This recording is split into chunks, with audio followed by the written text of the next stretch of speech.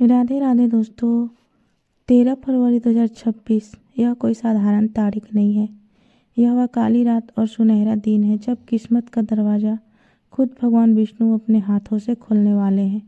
विजय एकादशी नाम ही है। विजय यानी हर क्षेत्र में जीत।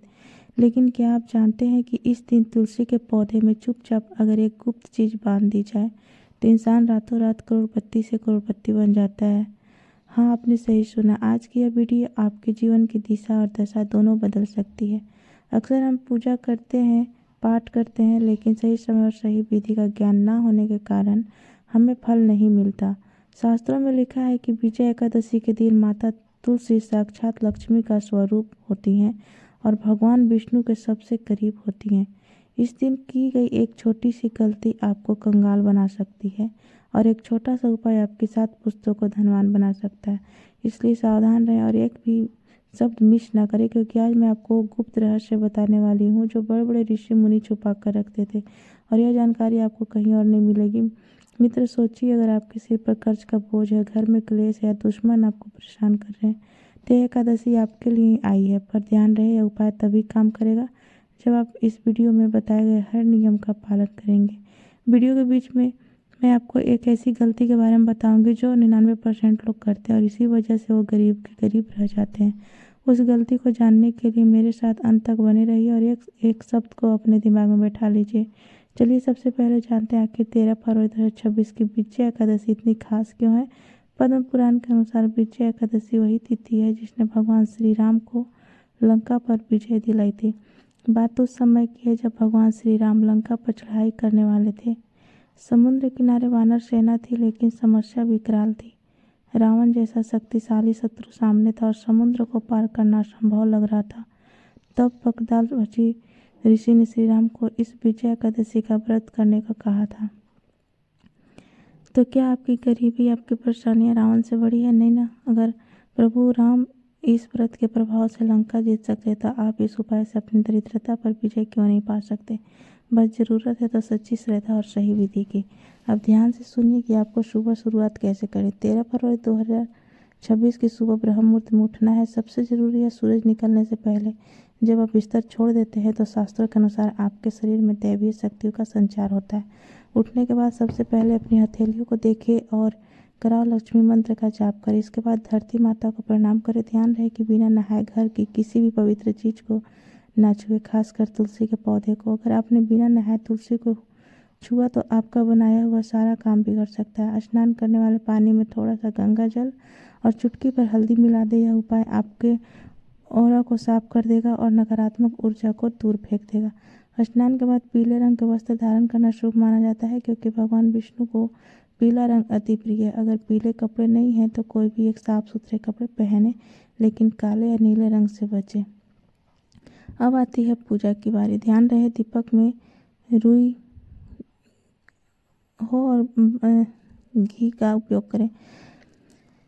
बाती नहीं बल्कि कलावे की बाती होनी चाहिए। कलावा यानी वो लाल धागा जो हम हाथ में बांधते हैं, उसकी बाती जलाने से लक्ष्मी जी तुरंत आकर्षित होती है। अब मैं आपको बताती हूँ कथा सुनना इस दिन अनिवार्य है। बिना कथा सुने व्रत का उपाय फल आधा रह जाता है। प्राचीन काल में एक नगर था जहाँ राजा का बड़ा ही धर्म था, लेकिन उसके पीछे जन्म के कुछ पाप ऐसे थे जिसकी वजह से उसकी राज्य में काल पड़ गया। प्रजा त्राही त्राही करने लगी। तब राजा ने मन में जाकर लिए मुनियों से पूछा।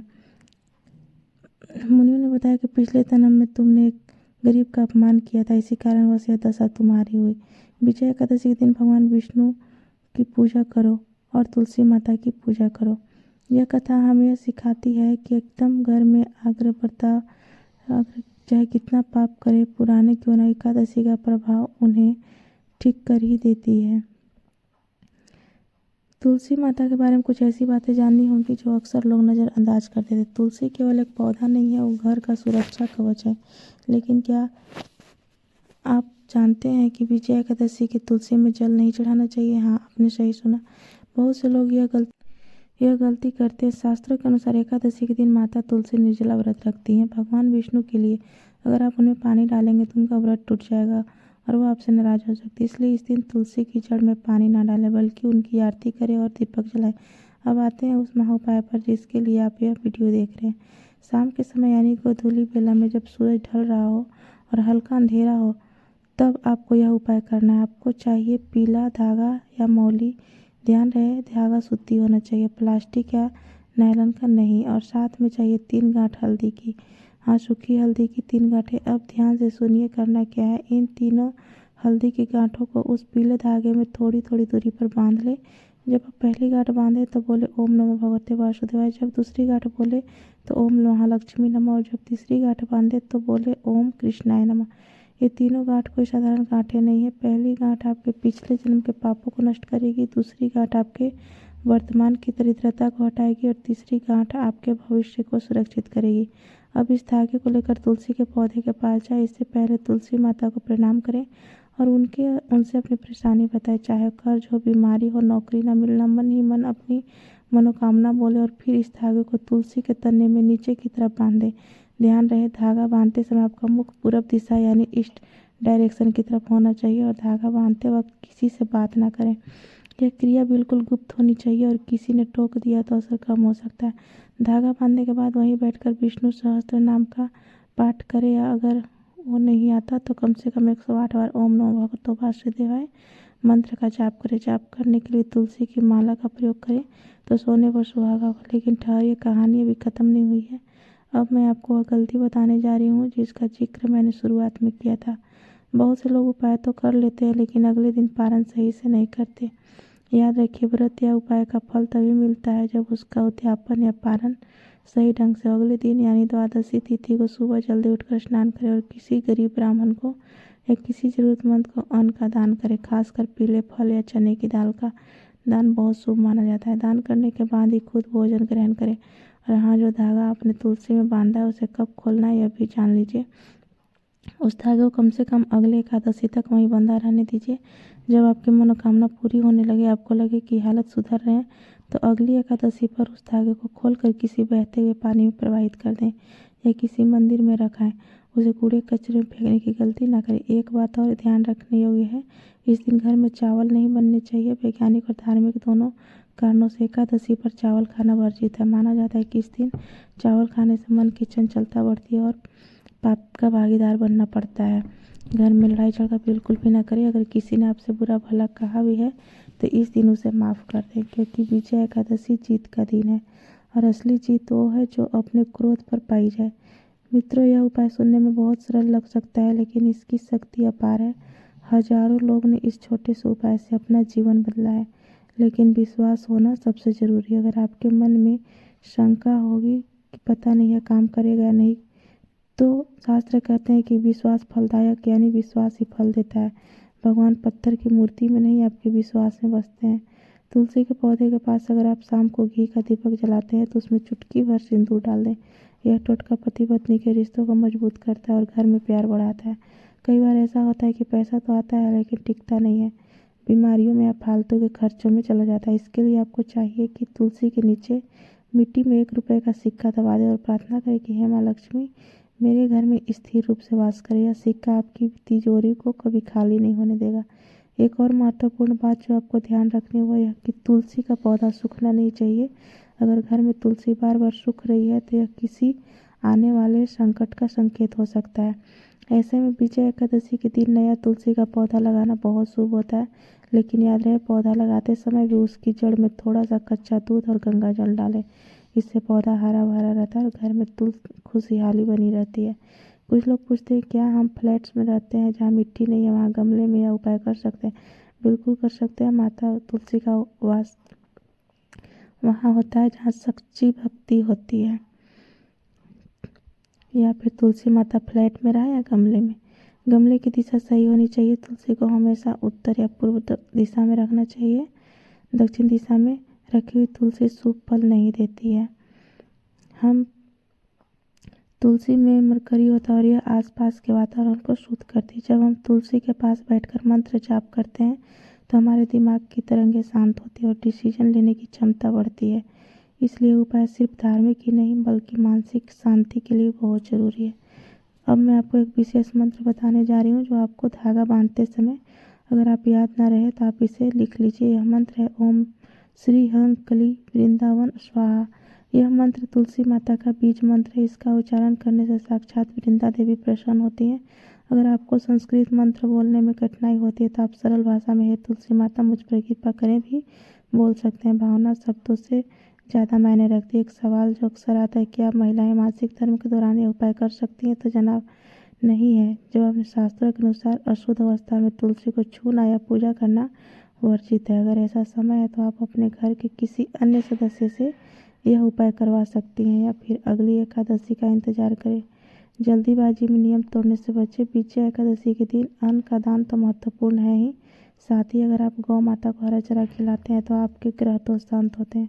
अगर आपकी कुंडली में बुध ग्रह कमजोर है तो गौ माता को इस दिन चारा डालने से आपका भाग्य बदल सकता है।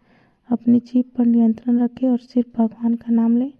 रात को सोने से पहले भगवान विष्णु का ध्यान करते हुए सोएं। इसे जागरण कहते हैं। नहीं होगा लेकिन मन ही मन प्रभु का स्मरण करते रहना भी एक प्रकार की भक्ति। अगर संभव हो तो जमीन पर बिस्तर लगाकर सोएं।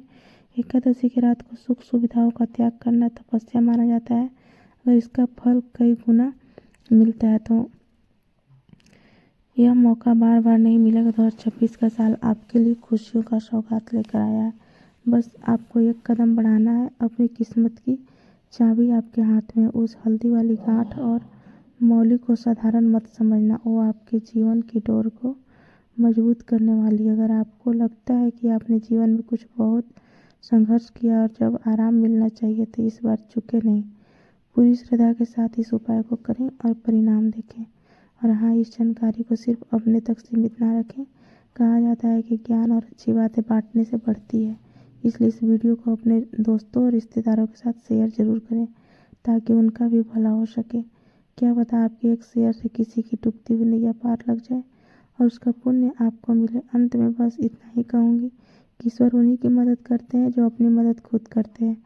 उपाय करना आपका काम है और फल देना उस ऊपर वाले का काम। कर्म करते रहिए, फल की चिंता मत कीजिए। विजय एकादशी आप सभी के जीवन में ढेर सारी खुशियाँ लेकर आए, यही मेरी प्रार्थना है। अगर आपके मन में कोई सवाल हो तो नीचे कमेंट करके ज़रूर पूछें। हम कोशिश करेंगे आपके हर सवाल का जवाब देने की। जाने से पहले कमेंट बॉक्स में पूरे भक्ति भाव से जय श्री हरि विष्णु का, जय माँ लक्ष्मी तुलसी जरूर लिखें। इससे एक सकारात्मक ऊर्जा बनती है। कहानी अभी खत्म नहीं है। अब मैं आपको गलती बताने जा रही हूँ जिसका जिक्र मैंने शुरुआत में किया था। बहुत से लोग उपाय तो कर लेते हैं लेकिन अगले दिन पारण सही से नहीं करते। याद रखिए, व्रत का उपाय का फल तभी मिलता है जब उसका उद्यापन पारण सही ढंग से हो जाए। अगले दिन यानी द्वादशी के दिन को सुबह जल्दी उठकर स्नान करें और किसी गरीब ब्राह्मण को, किसी जरूरतमंद को अन्न दान करें। पीले रंग का वस्त्र पहने, शुभ माना जाता है। दान करने के बाद ही खुद भोजन ग्रहण करें। और जो धागा आपने तुलसी में बांधा है उसे कब खोलना है यह भी जान लीजिए। उस धागे को कम से कम अगली एकादशी तक वहीं बंधा रहने दें। जब आपकी मनोकामना पूरी होने लगे, आपको लगे कि हालात सुधर रहे हैं, तो अगली एकादशी पर उस धागा को खोल दें और उसे बहते हुए पानी में प्रवाहित कर दें।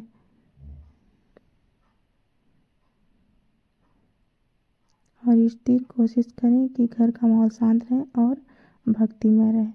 तो आज का वीडियो आपको कैसा लगा कमेंट करके ज़रूर बताइएगा। तब तक के लिए जय श्री कृष्ण, राधे राधे। धन्यवाद वीडियो को पूरा देखने के लिए। अगर आपके मन में विश्वास है तभी आपका उपाय पूरा होगा, नहीं तो अगर आपके मन में विश्वास है तो आपके मन में शंका हो सकती है, पता नहीं यह काम करेगा कि नहीं करेगा। धन्यवाद।